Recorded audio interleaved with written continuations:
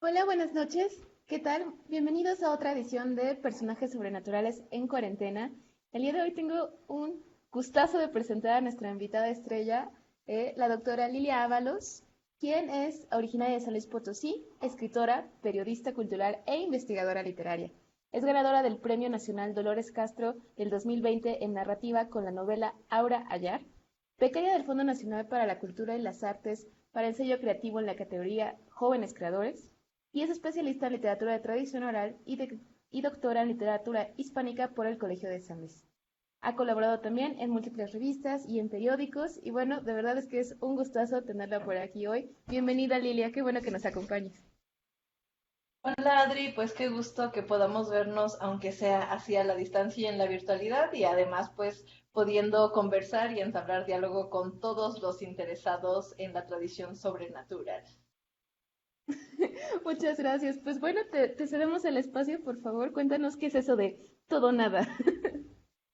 Claro, bueno, pues mira, ya que comienzas con esa pregunta, pues justo es una fórmula que suele aparecer en las leyendas de tesoro. Seguramente quien nos estará escuchando, si por ahí conoce alguna leyenda de tesoro, yo estoy segura de que también ha escuchado alguna que emplee la fórmula todo o nada. Y aquí se refiere a este todo o nada, bueno, pues comúnmente cuando algún personaje está en contacto con alguna leyenda de tesoro, con un tesoro, al momento de estar frente a él, no es que pueda asirlo completamente o llevárselo. Para empezar, los tesoros ya suelen tener esta característica de inmensidad, como que hace, que les dificulta como el poder tomarlos y el poder agarrarlos. Pero además siempre hay una voz por ahí que puede ser la de un espíritu o un eco que se cuela por algún lugar, donde pues justamente se oye que se dice esto, todo o nada. Y esto se refiere a que en realidad pues o te lo llevas todo o no te llevas nada. Y como ya dije que las características de los tesoros suelen ser pues incontables o descomunales, pues a los pobres de los personajes terminan yéndose sin nada. Así es, y bueno, para quien nos escuche, sí quisiera invitarlos a que mientras les comento el contenido de esta charla, si ustedes conocen un relato similar, si ustedes dicen yo me lo sé parecido, pero no exactamente igual, o incluso pueden decirme este no va así, en realidad va de otra manera, o yo conozco esto de otra manera, pues de verdad con toda confianza, pues ponérnoslo aquí en los comentarios, porque justamente este me parece un espacio muy propicio para que todos colaboremos en crear este mundo imaginario de lo sobrenatural y de lo maravilloso. Entonces, bueno, invitados todos. Y bueno, ya que estamos en materia, lo que les prometí un poco en esta charla fue hablar sobre las leyendas de tesoros y sus maravillas. Así que primero comencemos a hablar acerca de qué es la leyenda. La leyenda es un relato que se diferencia del cuento, por ejemplo, porque en la leyenda hay valor de verdad, es decir, se cree en lo que se está narrando. Pero tenemos la característica de que son sucesos que se relacionan con lo sobrenatural o con lo maravilloso. Ya también ustedes, que seguramente estoy segura que son super fans de la página de Tradición Sobrenatural, pues estarán en contacto con estos temas acerca de lo sobrenatural y lo maravilloso. En este caso, para los tesoros, los nombramos maravillosos porque aun cuando es algo increíble, aun cuando es algo que justo nos sorprende o nos maravilla, sí tenemos la intuición de que es algo que pertenece a este mundo, que es común que, digamos, podamos encontrar los tesoros enterrados, o bueno, no tanto encontrar los tesoros enterrados, eso sería muy bueno, pero creo que pasa menos, pero lo que sí ocurre más es que tenemos nociones de algún relato o alguna historia que se nos cuente. De hecho, me aventuraría a decir que todos los que nos escuchan ahora se conocen al menos un relato de tesoros enterrados. Y bueno, para que haya tesoros, tiene relatos de tesoros, pues tiene que haber este referente del tesoro. ¿Y qué es un tesoro? Bueno, comúnmente está asociado a la riqueza. Y esta riqueza, digamos, ya en una concepción un poco más antigua, pues puede ser dinero, pueden ser oro, joyas, pero puede ser dinero en general. Ahora, Si hay por ahí un tesoro enterrado, estamos hablando de una creencia que además está muy vigente. Ya les comenté incluso que seguramente ustedes se sabrán al menos uno de estos tesoros, pero además ha habido leyendas acerca de tesoros famosos en todo el mundo y que todavía se siguen contando hasta nuestros días, y no solo como leyendas, sino que también se han hecho películas, se han hecho series, han aparecido en infinidad de relatos. Tesoros famosos como estos, para que vayan viendo que en realidad es un tema que permea en todas partes, es por ejemplo el de Alibaba y los 40 ladrones, donde ya tenemos el elemento de esta cueva donde se guardaban todos los tesoros y que se abría también con una fórmula que estoy segura que ustedes se la saben, que es ábrete sésamo. También tenemos el tesoro del Dorado, y el tesoro del Dorado, que también es una leyenda muy famosa a nivel internacional. Además es muy interesante ahora para lo que nosotros vamos a hablar, porque también implica todo este imaginario que se generó en el continente de América una vez que fue descubierto, ya que se consideraba que pues era justo una tierra de minerales preciosos y de riqueza. También para México en particular está la leyenda del tesoro del Moctezuma.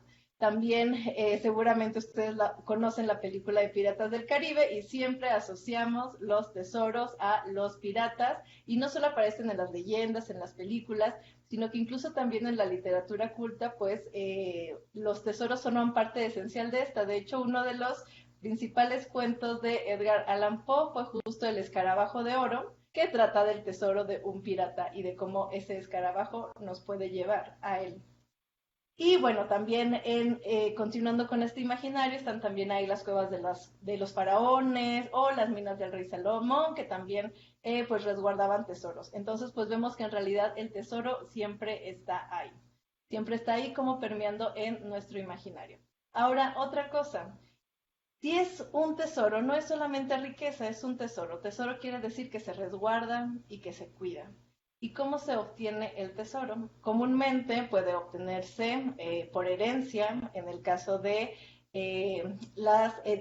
los reyes, por ejemplo, pero también da la casualidad de que cuando hay un tesoro o hay riqueza, otra cosa que se genera es codicia. Una codicia que entonces genera que también podamos estar en contacto con los tesoros una vez que son robados. Entonces tenemos que la mayoría de los tesoros que andan por ahí escondidos están así porque alguien se los robó. Porque alguien se los robó o porque alguien que sí es propietario de ese tesoro los está guardando y espera pues defenderlos del robo de alguien más.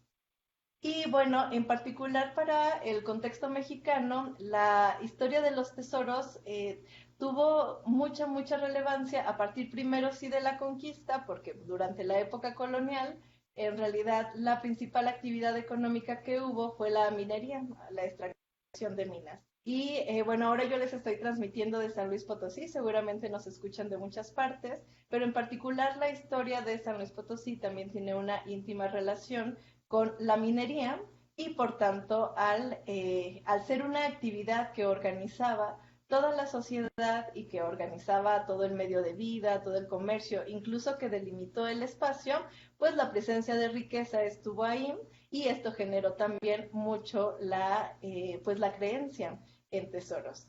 Pero fue después, este fue como digamos el primer boom como de la creencia y de los relatos de tesoros, pero posteriormente fue con la época de la Revolución cuando esta creencia se afianzó todavía más. Y incluso, bueno, se afianzó por varias cosas. Una, porque pues los revolucionarios andaban por ahí en las haciendas y en este afán de que pues no querían que hubiera tantos ricos o que los ricos se acumulara la riqueza, les robaban su dinero y pues para repartirlo, ¿no? O para financiar la revolución. Pero, o lo que ocurrió fue que muchos de los hacendados terminaron escondiendo su dinero en las haciendas, y por tanto, pues se generó muchos relatos a partir de toda la gente que estuvo buscando el dinero escondido de los hacendados. pero además toda la riqueza que acumuló Pancho Villa durante la Revolución se hizo de un imaginario y de una creencia tal que incluso ahora tenemos una película que se llama El Tesoro de Pancho Villa, y si no me creen pueden buscarla en Google y ahí les aparecerá. Entonces, digamos, la revolución trajo este segundo boom de la creencia en los tesoros enterrados. Particularmente ahora de lo que quiero hablarles, ya que les hablé acerca de lo que son las leyendas, que ya les hablé cómo permean en las leyendas las creencias de tesoros, me gustaría hablarles de algunos personajes, justamente que rondan este imaginario acerca de los tesoros. Y quiero empezar con uno en particular que es el guardián de los tesoros. Este guardián de los tesoros es un personaje muy peculiar porque por un lado está resguardando algo, un guardián es alguien que resguarda algo, pero al mismo tiempo, si al momento de que un guardián aparece en una leyenda, no sabemos todavía de la existencia de lo que está resguardando, solamente tenemos la idea de este guardián. Y entonces lo que tenemos es que en cuanto vemos un guardián ya sabemos que hay algo importante ahí. Entonces esto genera todavía más la curiosidad o el deseo de acceder a ver qué es lo que este guardián está resguardando. Ahora les quiero mostrar algunas imágenes de ciertos guardianes que hay en cuanto a los tesoros y que también aparecen en otras leyendas y que también pueden tener otras funciones. Te las voy a compartir y quisiera también mencionarles que pues muchos de estos personajes aparecen de muchas maneras, tienen muchos nombres y también por eso si ustedes quisieran compartirnos otra manera de las que ustedes conocen este relato o conocen a un personaje similar, pues bienvenidos. Y aquí se las comparto. Ok, ahí Adri, que nos está viendo, le agradezco si me dice si se ve todo correcto. Perfecto. Bien, este primer personaje, las imágenes son meramente ilustrativas, como un pretexto para yo contarles acerca de ellos. En esta ocasión tenemos al personaje que es el Miquilo. Este es un personaje del que se habla leyendas en Chile, Argentina, Perú, Bolivia, Venezuela, y también tiene relación con las culturas quechua y aymara. Aquí al Miquilo también se le suele relacionar con los duendes, por ejemplo, pero entra dentro de esta gran categoría de los personajes que son asustaniños. Y en cuanto yo les digo personajes que son asustaniños, seguramente ustedes pensarán en el Coco, porque el Coco es como donde se aglomera toda esta conmovisión o todas estas ideas de los personajes que asustan niños, y con los que además tiene la función como de aleccionarlos para que se porten bien. Si se fijan, aquí el Miquilo además tiene un poco de rasgos animalescos, es pequeño, entonces también por eso a veces suele relacionarlo con los duendes, pero les digo que estos personajes pueden migrar de muchas maneras, tomar muchas formas, tomar muchos nombres, y por eso también será súper rico que ustedes nos comenten si ustedes los conocen de otra manera, porque dentro de esta gama de los personajes asustan niños podemos tener otros más. Y aquí les pongo uno más, este es Krampus, que Krampus es algo así como un Grinch, pero un Grinch de veras, un Grinch que de veras devora a los niños y los trata mal, pero también aparece por las fechas navideñas. De hecho, también les digo que estos personajes están tan vigentes y tan vivos en la tradición que se sigue contando, que incluso también hay una película sobre Krampus y de cómo busca pues destruir como todos los sentimientos que se generan a partir de la Navidad. Y bueno, aquí podemos ver incluso en la imagen cómo está esperando a devorarse estos niños. También tenemos otros personajes más como Bujayman. Este también hay película. Y también podemos ver incluso cómo en las representaciones en las que si googlean todos estos personajes y que ya pasaron por Hollywood, pues las representaciones son bastante terroríficas, porque justamente la función de estos personajes era era asustar a los niños y aleccionarlos para que se portaran bien. También en la tradición hispánica tenemos al hombre del saco, que aquí tenemos una ilustración, que también de nuevo es este personaje que se roba a los niños. Y si a ustedes les tocó crecer en los 90s o vivir en México en la época de los 90s, seguramente conocerán que algo que se mencionaba acerca de un personaje parecido a estos, pero que era muy cercano a la vida real y en realidad poco maravilloso, era el robachicos, por ejemplo, ¿no? Pero aquí vemos cómo este personaje puede tener dimensiones pues maravillosas y también a veces un poco horrorosas, horripilantes.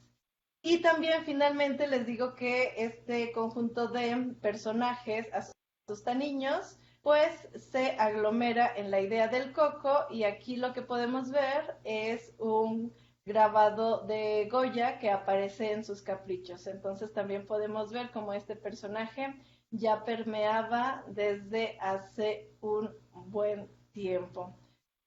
Ok, les dejo de compartir esto solo como ejemplo de las maravillas de los personajes maravillosos que puede haber, porque en estos personajes que son los asustaniños suelen aparecer también dentro de las leyendas como un ente maravilloso, sobrenatural, que asusta a los niños. Pero en particular, ya que estoy mencionando cómo aparecen estos ejemplos entre la tradición hispánica o los relatos que se pueden recoger aquí en México y en particular en el altiplano potosino y en el área que le toca a San Luis Potosí y a Zacatecas y al área aledaña que se caracterizó por tener una actividad minera que organizó todo el territorio, también quisiera hacerles el comparativo acerca de otros dos personajes. Otros dos personajes que de nuevo a mí siempre me ha interesado mucho ver cómo en espacios tan distantes, pero que comparten características diferentes, pues la tradición puede ser un punto de encuentro entre dos territorios. En este caso en particular, les voy a hablar acerca de las características que relacionan a dos personajes, uno que habita el área del altiplano potosino y otro que habita también en el área de Chilecito, que es un departamento de La Rioja en Argentina. ¿Ok? Entonces, bueno, les voy a hacer este comparativo. ¿Por qué les voy a mencionar estos dos personajes de estos dos lugares que aparentemente tendrían poco o nada que ver? Digamos, me les fui desde el altiplano potosino hasta La Rioja en Argentina. Bueno, pues porque justamente Díaz Viana fue el que dijo que pues no hay nada más universal que el folclore. Es decir, entonces hay cosas que se repiten en diversos espacios, en diversos tiempos, pero más bien lo que varía es justamente el detalle de cómo son estas cosas.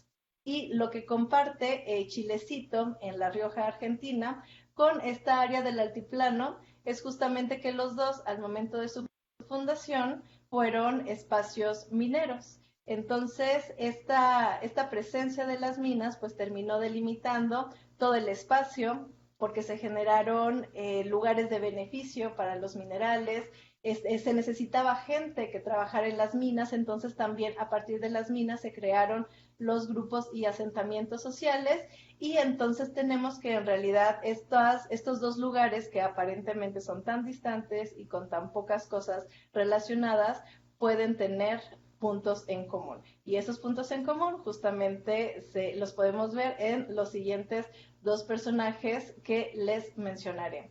Pero primero quisiera decirles cómo dentro de toda la gama de imaginarios que hay y de tradición y de acervos tradicionales y de cosas que se cuentan en cada lugar, pues igual sí sigue habiendo esta parte que se conecta o cosas que también son contrastantes, pero que también vale la pena mencionar. Por ejemplo, allá en esta región de Chilecito, en La Rioja, Argentina, tenemos al Supay, que nosotros en realidad sería el equivalente a lo que conocemos como el diablo. Tenemos al Zapán Sucum, que es un personaje que además a mí me llama muchísimo la atención porque es un personaje que cuida a los niños mientras sus madres van a trabajar. Entonces, a mí no se me puede pensar como un personaje maravilloso, más útil y necesario en todos los momentos, ¿no? Y también tenemos la mulánima o la mujer errada, que también sí, de donde nos escuchen, también está aquí en México, también la encontramos allá. Y bueno, también será interesante ver cómo se narra este personaje de la mulánima o de la mujer errada. Pero finalmente el personaje del que les quiero hablar es de la coquena, o que también se le llama como Yastai. Este personaje suele ser el guardián tanto de las minas como de la naturaleza. Y también viene por influencia de las culturas quechua y aymara que se asentaron en este territorio. Les voy a compartir también imágenes acerca de pues cómo se percibe a estos personajes, pero también quiero decirles que en realidad desde el altiplano, por ejemplo, resulta ya extraño que un solo personaje sea guardián tanto de la naturaleza como de las minas, porque justo en el altiplano, al ser semidesértico, pues no tenemos como mucho esta noción de la naturaleza, aunque claro que está ahí, pero digamos, no lo tenemos presente de manera tan evidente de manera tan evidente como suele ser en climas boscosos o con selva. Pero sin embargo, aquí sí está ligado el personaje guardián tanto de la naturaleza como de las minas, es porque había una relación de todo el entorno y de todos los frutos que daba la tierra. Entonces, él, las plantas, los animales y por tanto también los minerales pertenecían a la tierra. Entonces, este personaje, pues justamente era guardián de todos los productos de la tierra y podemos ver entonces cómo había una relación muy íntima con el entorno. Les comparto la imagen, permítanme. Ok, muy bien, ahí está. Adri me indicará si ya se puede ver. Ok, no sé si ya se está viendo, Sí, pero todo, sí. todo en mi Ok. pantalla. Perfecto, bueno, aquí tenemos a la coquena o al yastay y además de nuevo podemos ver que es, pues nosotros si lo viéramos a simple vista también lo pudiéramos relacionar, por ejemplo, a un duende, por ejemplo, pero como hay muchas versiones de esto, también algunos lo caracterizan como si fuera una llama, cosa de nuevo que pues es característica de este espacio en particular y que pues en estos territorios del altiplano mexicano no podría darse porque pues ese animal no está presente. Pero entonces la llama también nos sirve para ver que la llama en realidad termina siendo un símbolo de la naturaleza de ese lugar. Ok, y ahora les voy a compartir un relato acerca de cómo se describe a la coquena o al yastay. Y este relato dice así. El coquena es el rey de las vicuñas, de las llamas, de los guanacos, en fin, de todos los animales que habitan en las serranías, y también de los minerales y de los tapaus que pueden haber en la zona donde él reina. Si una mina está floreciente, si hay muchísimo mineral y en la veta trabajan bien y de repente la veta desaparece, es porque el coquena se ha enojado y ha resuelto cambiar sus minerales para otra parte. Dice que se lleva el coquena sus minerales, dice que junta todo el mineral, lo carga en las petacas y lo pone arriba de las vicuñas. Y en lugar de usar sogas ni tientos, porque él no usa, los ata con víboras. Enrosca víboras alrededor del cuerpo y de las vicuñas y de las petacas, y así se va por el camino de noche. Y bien, aquí podemos ver varios elementos. Para empezar, como en esta parte de Chilecito, es en La Rioja, Argentina, pues este guardián de minerales no es un guardián que imparte terror, como de pronto puede serlo los personajes sobrenaturales, las fantasmas, a las ánimas que suelen circundar las minas o los tesoros de leyendas en esta parte de México, sino que por el contrario funciona más como si fuera un dador de justicia, un administrador de los bienes de la tierra y por tanto decide a quién dárselos y a quién restringírselos. Digamos, entonces lo que importaría sería no hacer enojar a la coquena para que no desaparezcan los minerales. Incluso hay relatos que también lo relacionan a estos relatos, al cuento de compadre rico, compadre pobre, no sé si lo conozcan, pero para quien no los conozca se los cuento un poco. Este cuento habla de dos compadres y de pronto un compadre le dice al otro de, oiga compadre, mire, me hice bien rico, y ya tengo muchísimo dinero. Y el otro le dice, bueno, pero ¿de dónde lo sacaste? Y le dice, no, él ya le quería jugar ahí una mala broma, el compadre que tenía dinero al otro, y le dice, no, pues mire, me fui allá al pueblo y me puse a vender caquita de res. Entonces, no, compadre, váyase al pueblo porque todavía están pidiendo mucha caca de res, entonces, si se va justo ahora, todavía puede vender y pues también usted hacerse de dinerito. Entonces se va el compadre pobre, que pues obviamente estaba cayendo en la trampa, de su otro compadre y bueno, se pone a gritar que se vende caquita de res, pero pues obviamente las autoridades municipales pues lo toman por loco y lo terminan encerrando. Pero bueno, a lo que voy es que hay ahí un juego entre alguien que es avaro porque no quiere compartir su riqueza y un ingenuo o un inocente que cae en la trampa. Pero después, para hacerles, sí, un poco el spoiler del cuento, lo que notamos es que el compadre pobre, que es el inocente que cayó en el engaño del rico, termina librándose de la cárcel y quien termina encerrado es el compadre que le jugó la broma. Y lo relaciono también con este personaje de la coquena, porque hay relatos donde justamente hace exactamente lo mismo. Les preguntan, se les aparece a ciertos personajes que tienen hambre, por ejemplo, que dicen que necesitan dinero y por eso van a buscar minerales, y el coquena, en su sabiduría, en este como don que tiene para administrar los recursos de la tierra, puede identificar si lo que dice este personaje que le pide cosas es real o es mentira. Y cuando identifica que es mentira, los castiga y justamente les pone trampas parecidas a esta que el compadre rico le puso al compadre pobre. Pero ahora quiero relacionar a ese personaje con otro que habita en esta parte del altiplano mexicano, que es el Jergas.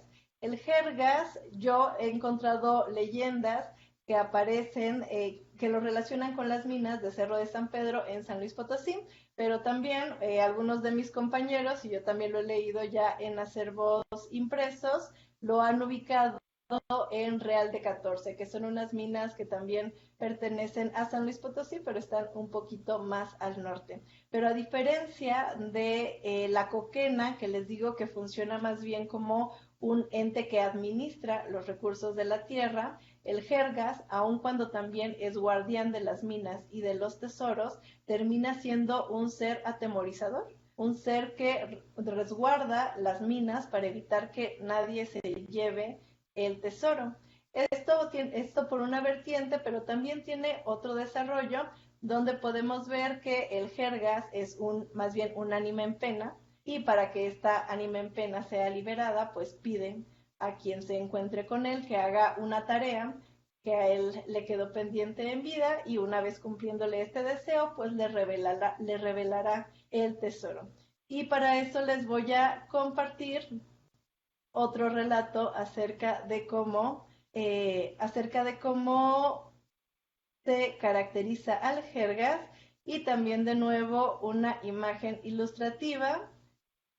Les digo que estas imágenes son meramente ilustrativas, pero también para darnos cuenta cómo sigue estando vigente en las creencias de las personas y por tanto lo sigue motivando a seguir creando pues dibujos, pinturas, otras versiones de este mismo relato.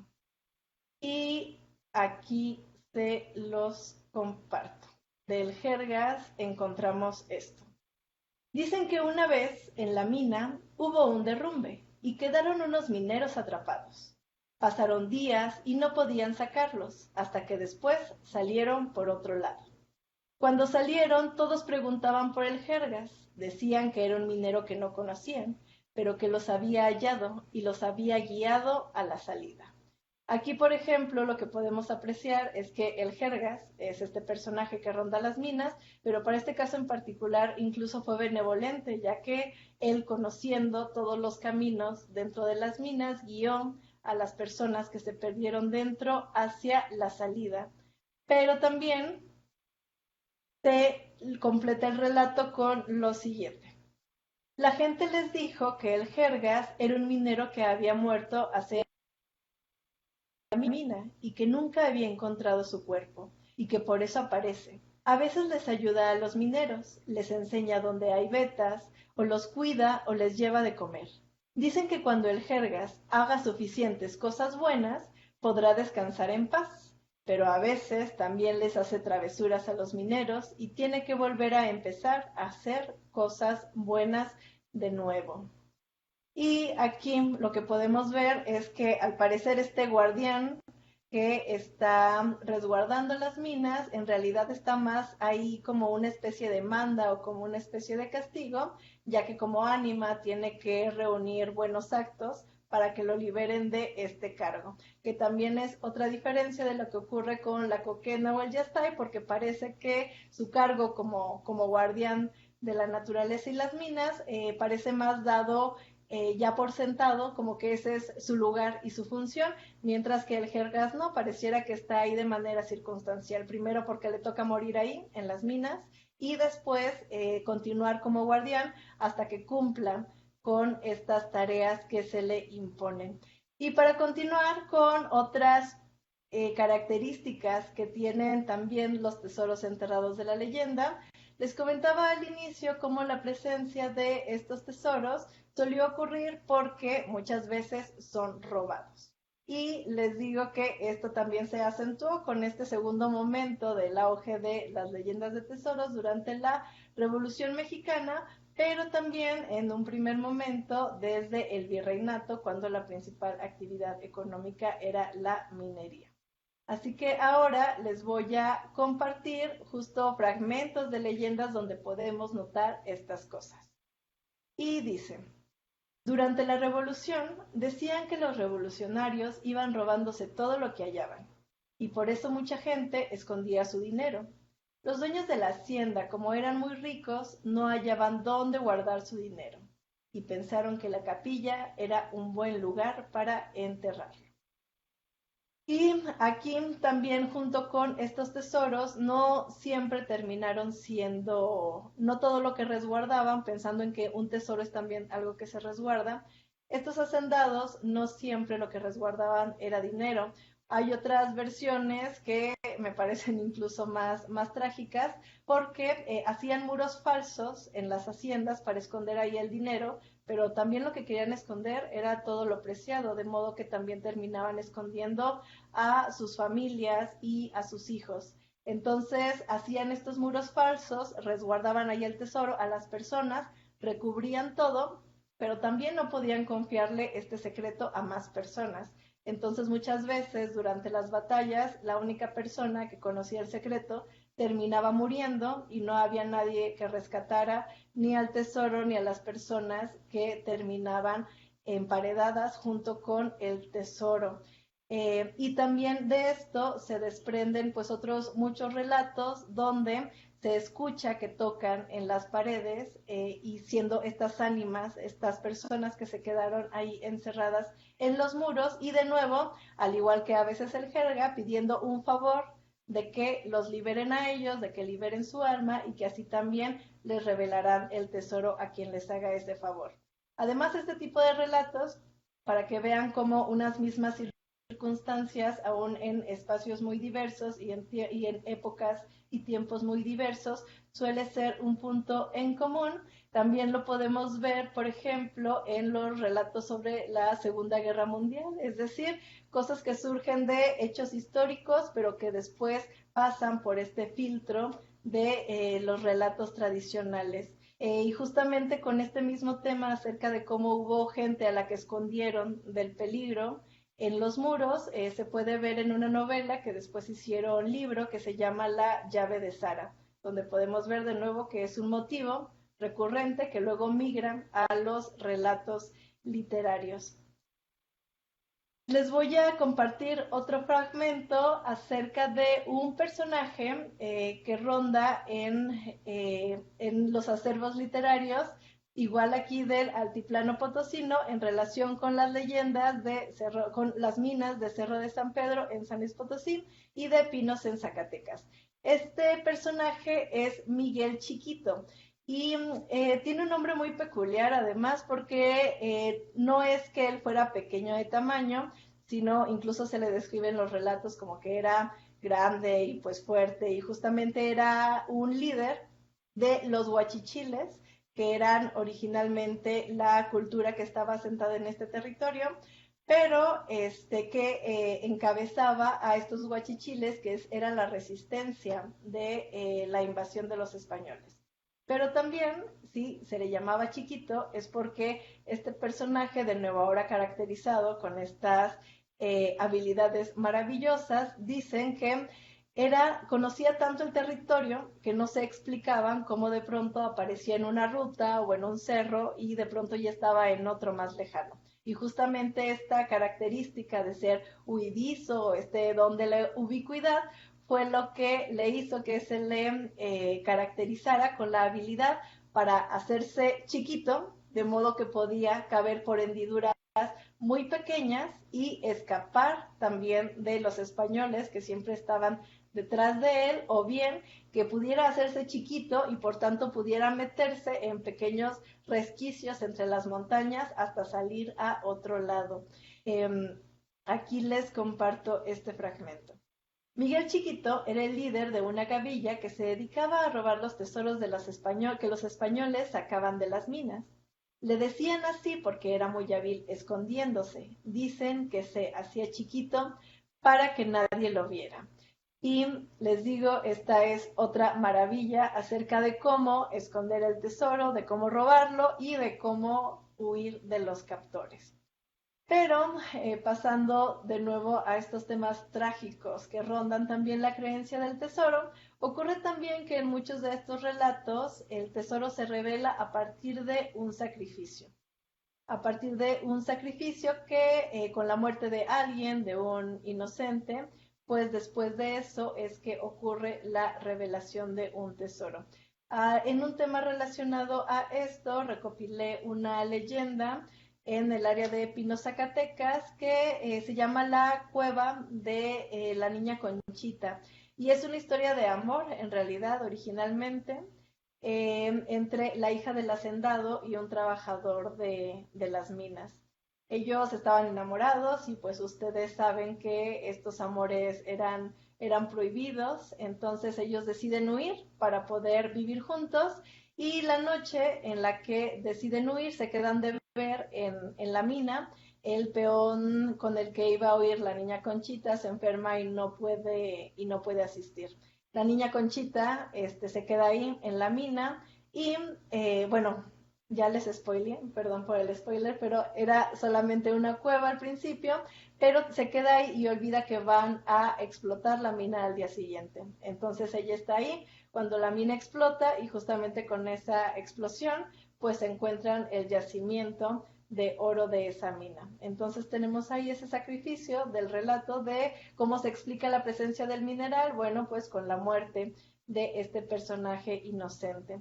Pero les digo que estos temas siempre permean en diversos espacios, en diversas épocas, y también tenemos otro relato en una canción narrativa griega acerca de un hecho muy similar, que es acerca de cómo una muerte implica la revelación de un tesoro o algo deseado, y en este caso es el puente de Arta. Esto ocurre en un espacio que es un puente, y les digo que es una canción narrativa griega y les comparto un fragmento.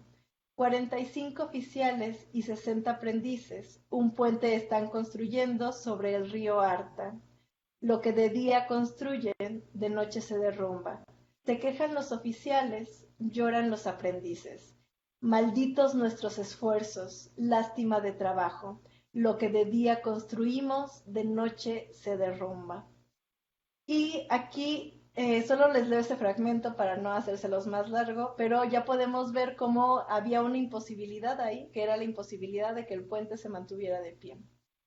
Y pasa también un sacrificio, que es también de nuevo el de una mujer joven que termina muriendo ahí para que este puente pueda seguir teniendo de pie, que de hecho esta creencia acerca de que algo que se espera, ya lo vimos en la leyenda de tesoros, como cuando lo que se espera es un tesoro o una riqueza, pero también algo otro esperado es que las construcciones funcionen. En este caso es un puente, pero también es común la creencia también en México que para que un puente quede de pie, alguien también durante el proceso de construcción tiene que morir.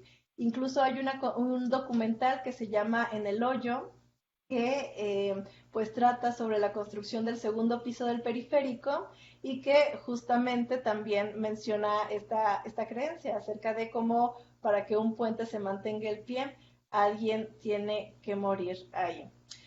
Vamos a pasar a otra característica que creo que ya nos va a interesar un poquito más porque nos estamos adentrando acerca en cuáles pueden ser los mecanismos para encontrar el tesoro.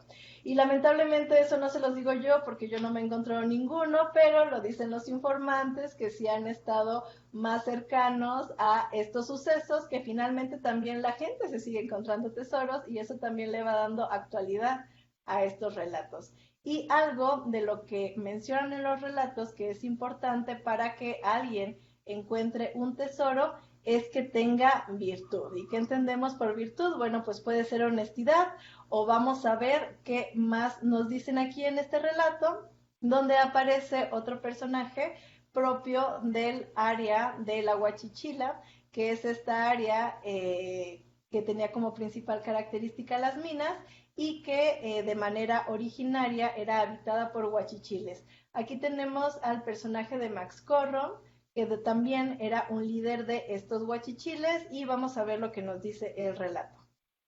Lo que no sabían es que Mascorro lo tenía encantado, al tesoro lo tenía encantado, y que las cuevas de ese tesoro solo se abrían en el Viernes Santo, y solo podían tomarlo los que fueran buenos.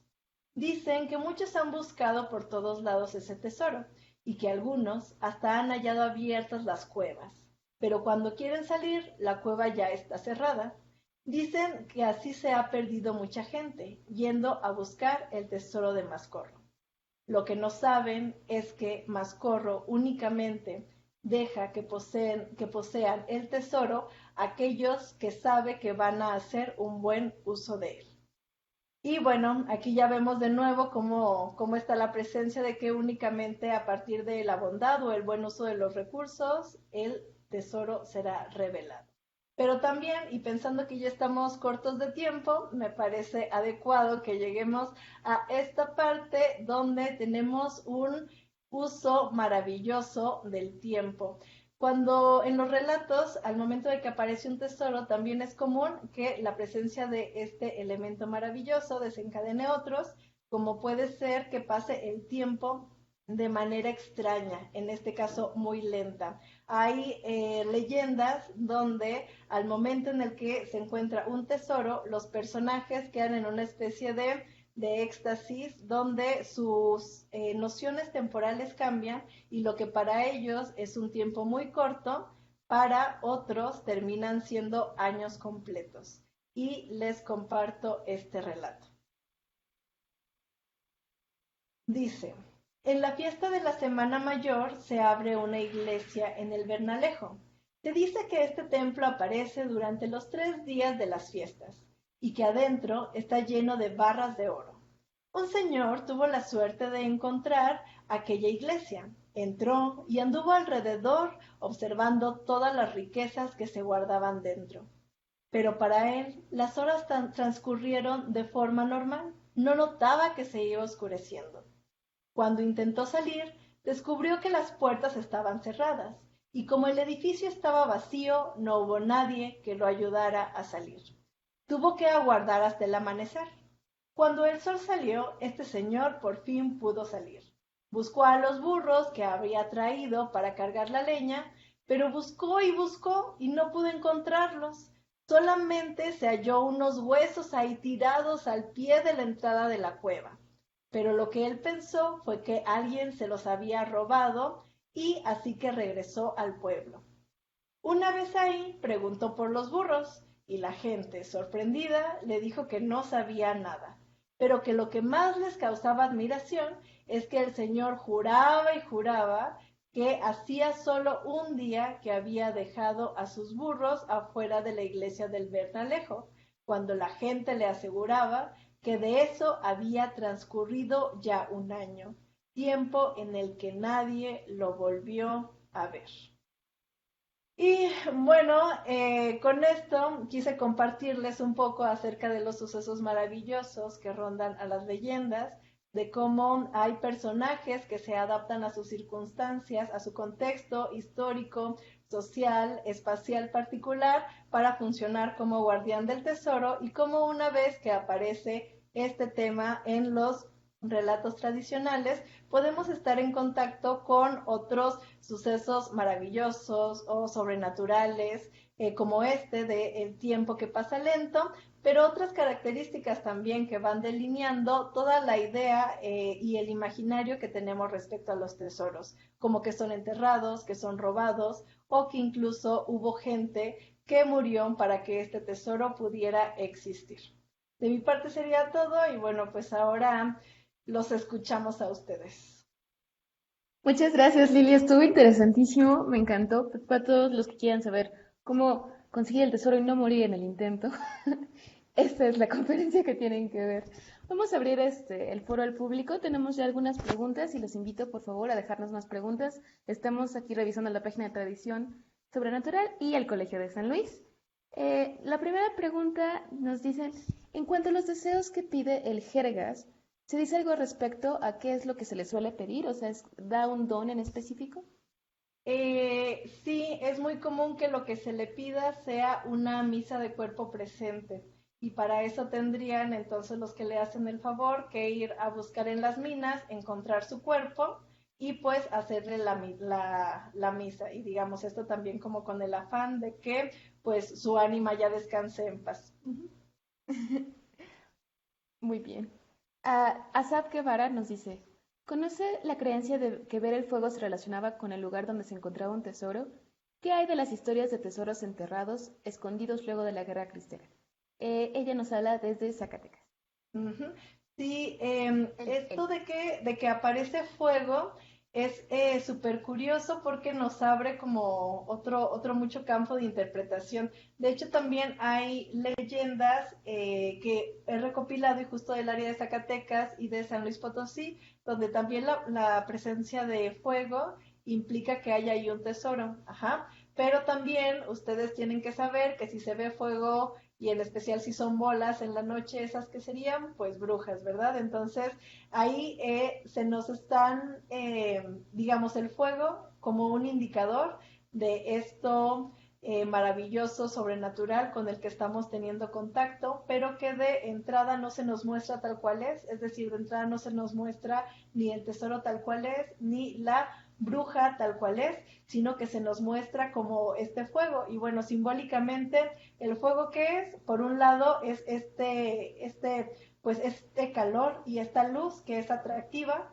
pero también es peligroso. Y me parece que justamente eso es lo que lo relaciona tanto con los tesoros como con las brujas. Las brujas, bueno, porque pueden ser peligrosas, pues por sus poderes, pero en el caso de los tesoros pueden serlo porque están relacionados también con aspectos sobrenaturales y porque además está la creencia de que mucha gente que se encuentra el tesoro posteriormente muere. Entonces sí, sí está presente y justo creo que tiene que ver por estas dos cosas, porque es al mismo tiempo atractivo, pero también peligroso.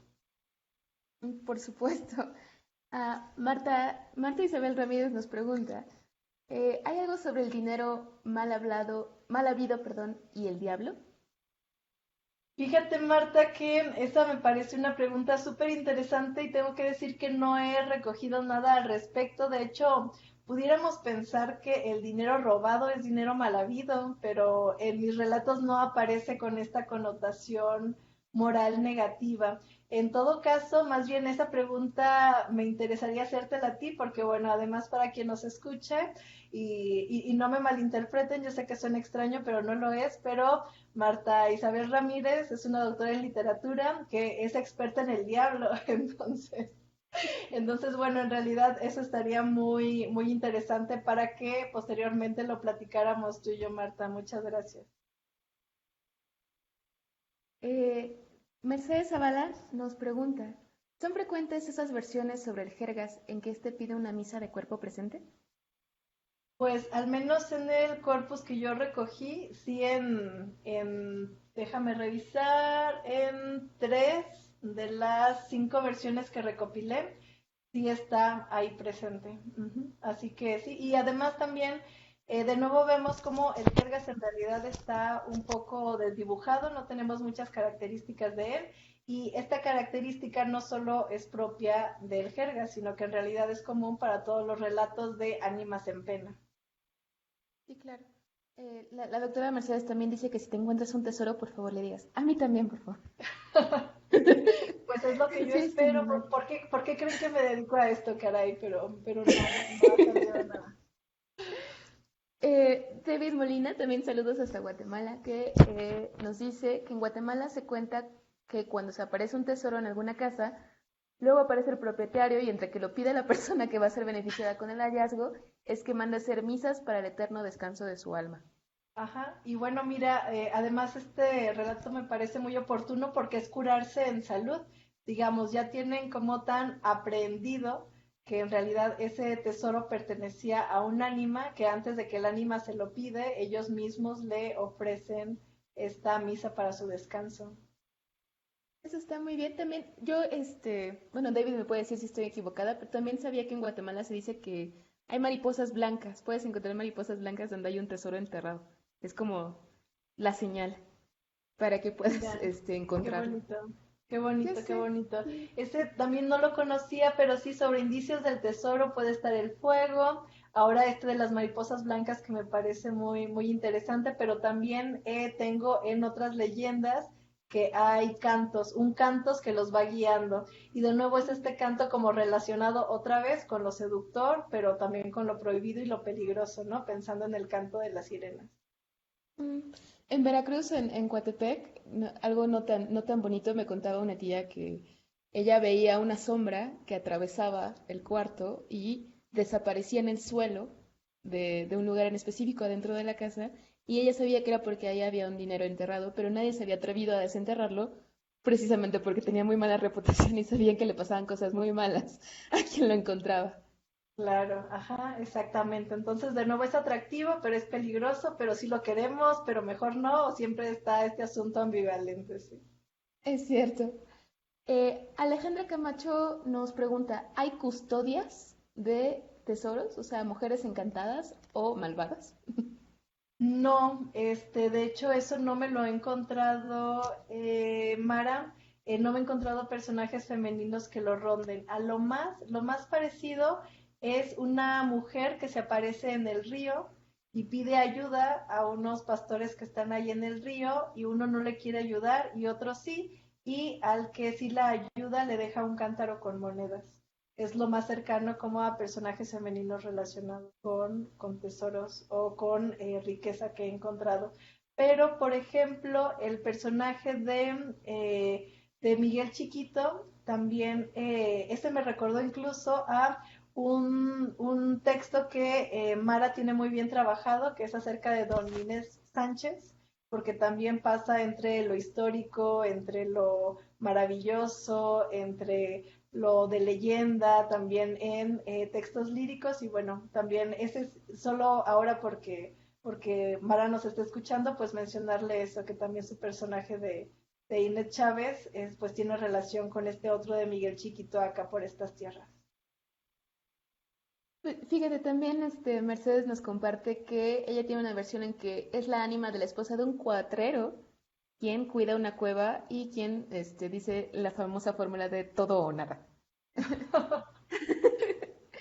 Y también nos pregunta Fabián Martinena, ¿hoy en día se siguen contando historias de viejos personajes? ¿O crees que ya hay un nuevo imaginario con personajes nuevos? Gran pregunta. Pues yo más bien creo que en los tiempos pasados o las épocas pasadas no es como que desaparezcan, sino que van conviviendo simultáneamente con todo lo que se vaya agregando. Y en realidad también yo creo que los personajes, estos que podríamos decir antiguos, en realidad terminan siendo vigentes porque los seguimos contando. O sea, lo dije al inicio que esperaba escuchar todos los relatos que ustedes se sabían porque estaba seguro que sí iban a saber y ahora estamos viendo que sí, que en realidad siguen estando ahí. Lo que será interesante notar es ver cómo van evolucionando y cómo se van adaptando. Por ejemplo, en este primer como auge de las leyendas de tesoros que fue con el virreinato a partir de la minería, con el segundo auge que abonó al imaginario, que fue la revolución, pues bueno, vamos a ver ahora cómo se adaptan. Ahora difícilmente esos relatos de tesoros van a estar en haciendas, porque las haciendas ya casi ninguna funciona como tal. De hecho, ahora ya ni siquiera está el tesoro pensado como riqueza de manera tangible, ahora con todo el dinero electrónico. Entonces, bueno, también lo interesante va a ser ir viendo cómo se van adecuando a las nuevas épocas y circunstancias, pues esos relatos, porque finalmente la creencia sigue estando ahí y vemos que se sigue adaptando. También, en respuesta a lo que hablábamos sobre posibles señales para encontrar un tesoro, Alejandra nos comenta, Alejandra Saga, que también estuvo por aquí hace algunas semanas, nos dice que otra señal es que cae un rayo en el árbol donde se encuentra enterrado el tesoro. Ah, mira, qué bonito. Y de nuevo, otra vez lo atractivo y lo peligroso, ¿no? Exactamente, es decir, realmente no quieren que te acerques a este lugar. Sí, y ahora también otro que ya no les mencioné por tiempo es que también tienen que ir solos, así que tomen nota porque también es muy común que en muchos relatos un personaje que va solo se encuentra con el tesoro y pues está tan emocionado que obviamente va por alguien más para contarle y presumirle que se lo encontró, pero cuando regresan los dos, ese tesoro ya se convirtió en algo sin valor, que suele ser o excremento o barro viejo y roto. Entonces también vayan solos. Arvi Yasana también nos dice que el todo nada lo cuentan en mi tierra, sobre el Cerro de las Ventanas. Dicen que se abre en Día de Muertos y se puede entrar por un tesoro. Mira, qué interesante. Y además también esta relación con el Día de Muertos me parece muy peculiar porque digamos ya está ahí como la convivencia de los dos mundos, ¿no? De los vivos con los muertos y como esta posibilidad entonces de que algo maravilloso suceda. En realidad acá en el trabajo de campo que yo he hecho, lo único que aparece de manera muy recurrente son los días santos de Semana Santa. Pero de nuevo, esto nos habla acerca de qué creencias o de qué festejos están más afianzados en el lugar particular donde recogemos estos relatos. Perfecto. Pues ya creo que ya no más me queda más que felicitarte, Lili, agradecerte mucho por el espacio y por todo lo que nos compartes. Hay muchísimas felicitaciones también aquí en Facebook por si te quieres dar una vuelta por los comentarios. Una dice que excelente exposición, muy interesante, qué genial. Entonces, pues bueno, felicitarte, Lilia, y agradecerte. Qué bueno que nos dices cómo encontrar tesoros. Ojalá algún día nos encontremos uno por aquí.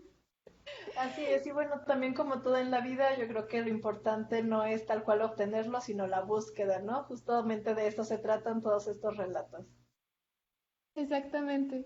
Y bueno, pues muchas gracias a todos los que nos acompañaron en otra edición de Personajes Sobrenaturales en Cuarentena. No se pierdan, por favor, la transmisión especial que tenemos el siguiente jueves con el Congreso de Magia, Brujería y Superstición. Se va a poner muy bueno. Y bueno, Lilia, gracias. ¿Algunas palabras que quieras decir al final? No, pues solo agradecer a todo el equipo de Tradición Sobrenatural, a ti, Adri, a Claudia por organizar esto, que además me parece que hacen una función muy importante, que pues justamente es hacer un vínculo entre todas las personas a las que nos interesan estos temas, que ya vemos que somos muchas, con pues las investigaciones que hacemos, de que de pronto parece que son cosas inconexas, pero justo con estos espacios podemos ver cómo todo puede formar parte de una misma cosa. Así que bueno, pues muchas gracias por la invitación. No, gracias a ti y bueno, gracias a todos los que nos acompañan, a todos los que siempre están con nosotros cada jueves y los que se incorporan por primera vez. No se pierdan todas nuestras conferencias. Nos vemos la próxima. Hasta luego.